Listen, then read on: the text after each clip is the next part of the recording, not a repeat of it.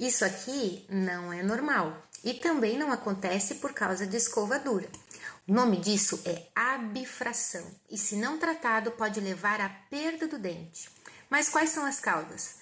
Mau posicionamento dentário, refluxo gástrico, apneia. Mas o principal é o bruxismo e o apertamento. E o apertamento está muito ligado ao estresse e ansiedade. E como que a gente resolve isso? Com restaurações bem adaptadas e a placa de bruxismo nós conseguimos cuidar das consequências. Agora, para resolver mesmo, precisamos controlar as causas, o que pode envolver a atuação de vários profissionais. Você gostou dessas orientações? Então nos siga aqui no perfil. Até mais!